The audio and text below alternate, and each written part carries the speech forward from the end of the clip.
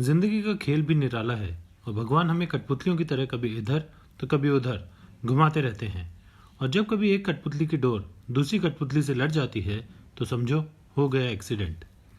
इसी तरह असल जिंदगी में लूडो एक ऐसा खेल है जिसमें सारी गोटियां एक दूसरे के आगे निकलने के खेल में कब बार बार टकराती हैं, कभी एक दूसरे से आगे निकलने की होड़ में दूसरे को कुचलती भी हैं, पर सबका एक ही मकसद होता है और वो है जीतना। मेरा नाम है अंकुश और आज मैं अपने चैनल बॉली फ्राइडे पर लेके आया हूँ नेटफ्लिक्स पर रिलीज हुई फिल्म लूडो का रिव्यू। इस खेल को खेलने में आपको लगेंगे 2.5 घंटे और इस गेम में आपको एक नई कई कहानियों का सामना करना पड़ेगा और ये सब कहानियाँ एक दूसरे से कुछ इस तरह कनेक्टेड होती हैं कि आपको ये 2.5 घंटे का खेल आपको सुपर फास्ट एक्सप्रेस की फील दिलाएगा। लूडो एक अलग तरीके का सिनेमा है जहाँ पर नैरेटिव स्टाइल पर फोकस ज़्यादा किया गया है, ना कि कहानी पर, क्योंकि यहाँ कहानी नहीं बल्कि सिचुएशनल इंसिडेंट्स को दिखाने की कोशिश की गई है। हम मूवी में जब भी किसी सीन को देखते हैं तो ये देखते हैं कि सीन के फोकस मेन लीड एक्टर्स या एक्ट्रेस पे ही होता है, लेकिन अगर आप ध्यान से देखेंगे तो हर सीन में कुछ और कैरेक्टर्स भी होते हैं जो कि उसी सीन से जुड़े होते हैं। जैसे अगर सीन में कॉफ़ी शॉप में एक्टर एक्ट्रेस बैठे हुए बातचीत कर रहे हैं तो उसी सीन में एक वेटर भी है जिसकी भी एक कहानी हो सकती है, और उसी सीन में पार्किंग लॉट का एक अटेंडेंट भी है तो उस सीन में उसकी भी एक कहानी हो सकती है, और ये सब आपस में कनेक्ट हो गए उस सीन के साथ साथ, ठीक लूडो की गोटियों की तरह। तो यहाँ अनुराग बासु ने इसी तरह की कड़ियों को जोड़कर एक ब्लैक कॉमेडी दर्शकों के सामने परोसी है, जिसको अगर आप ध्यान से देखेंगे तो देखेंगे कि इसमें बहुत ही डेप्थ है। उन्होंने बड़े ही इंटेलिजेंटली यमराज और चित्रगुप्त को मॉडर्न स्टाइल नैरेटिव में पेश किया है, और इस मूवी को देखकर आपको सुपरस्टार राजेश खन्ना का एक डायलॉग जरूर याद आ जाएगा। बाबू मोशाई, जिंदगी और मौत तो ऊपर वाले के हाथ में है जापना, उसे ना तो आप बदल सकते हैं ना कि मैं।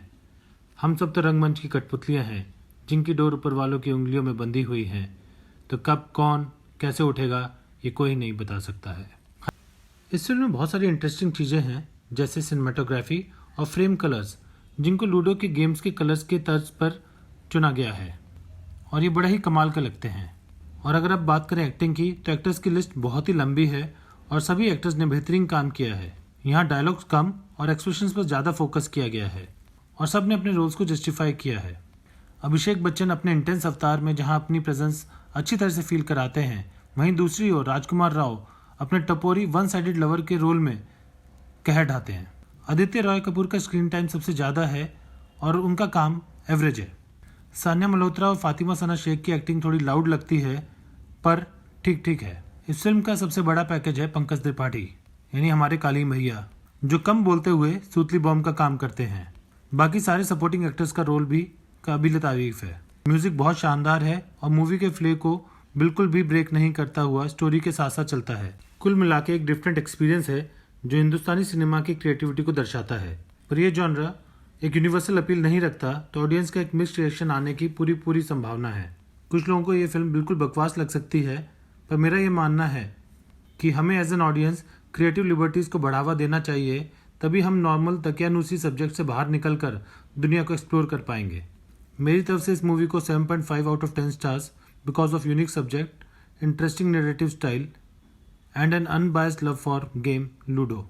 वैसे तो दिवाली वीकेंड पे बहुत सारी मूवीज़ रिलीज़ हुई हैं, तो अगर पटाखों से टाइम मिले तो इस लूडो के गेम को भी खेल सकते हैं।